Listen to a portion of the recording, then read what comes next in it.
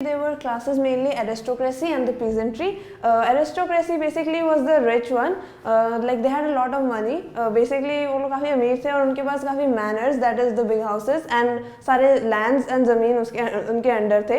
Basically they were the ones जो peasant से काम करवाते थे और उनका ये था कि they were less in number, but ये था कि they were pretty powerful और वो बेसिकली बहुत यूनाइटेड रहते थे क्योंकि they could communicate through French basically high class society में उसको ज़्यादा यूज़ करते थे जिससे उनके वो टाइटली बाउंडेड भी रह सके और वो एक दूसरे से और भी रिलेटेड थे क्योंकि वो काफ़ी जैसे इंटर मैरिजेस अपने फैमिलीज़ में करते रहते थे तो उसके थ्रू उनका सोसाइटी काफ़ी क्लोज रहता था and they used to have all the power.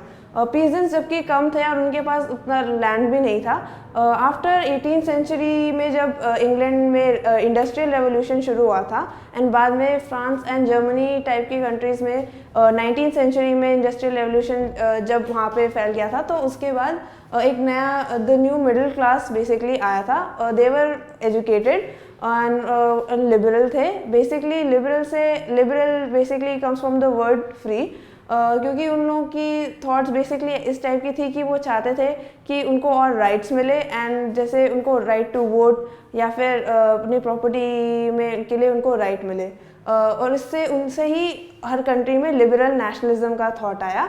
Basically nationalism political sense में basically stood for the equality before law and also right to property और इकोनॉमिक सेंस में it basically were for the freedom of markets. That is कि markets में जहाँ पे वो trade करते थे जो गुड्स एंड सर्विसेज की वहाँ पे उन्हें ज़्यादा वो फ्री हो सके जिससे वो इजीली वहाँ पे पैसे कमा सकें.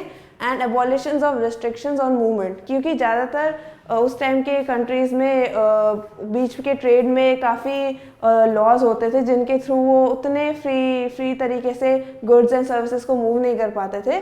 और तो इसके लिए उन्होंने काफ़ी बाद में 1834 में प्रशिया ने बेसिकली क्या किया कि उन्होंने एक ज़ोल्वेरियन करके उन्होंने बेसिकली सारे ज़्यादातर जर्मन स्टेट्स को यूनाइट कर दिया.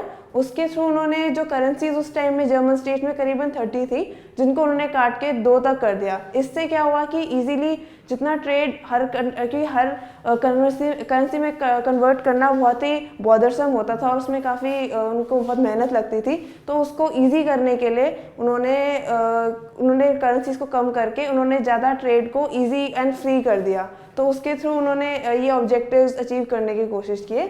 पॉलिटिकल सेंस में लिबरल्स चाहते थे कि जैसे इक्वालिटी बिफोर लॉ तो उसमें जैसे पहले एक टाइम में रेवोल्यूशन के टाइम में था कि अगेन लॉ के सामने सब लोग बराबर हों और उनको और इवन 1789 के बाद वैसे भी ओवरऑल नेशनलिज्म का जो और लिबरल नेशनलिज्म का जो पूरा बेसिक कॉन्सेप्ट में ये ज़रूर था कि ऑटोक्रेसी का एंड हो. दैट इज़ लाइक एक ही जगह में पावर कंसंट्रेट होकर जो वो लोगों को रूल कर रहे थे उसका एंड हो जाए.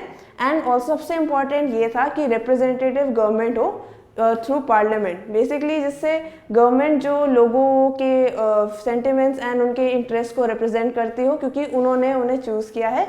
तो वो पार्लियामेंट के थ्रू जिसमें वो कॉन्स्टिट्यूशन के अंडर वो that is rules and laws के अंडर वो लोग गवर्न कर सके.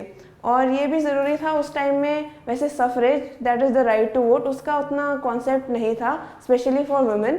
एक टाइम के बीच में फ्रेंच रेवोल्यूशन के बाद जैकोबिन्स के अंडर एक बार उनको यूनिवर्सल मेल सफरेज मिली थी जिसमें सारे males over the age of 21 vote कर सकते थे बट बाद में नेपोलियन के आने के बाद वो भी ख़त्म हो गया था.